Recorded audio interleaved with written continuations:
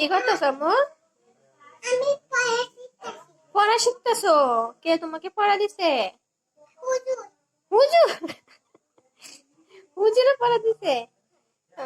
Madam দিছে না? Madam দিছি তো। দিছে? আচ্ছা, পড়াগুলো শিখো। আই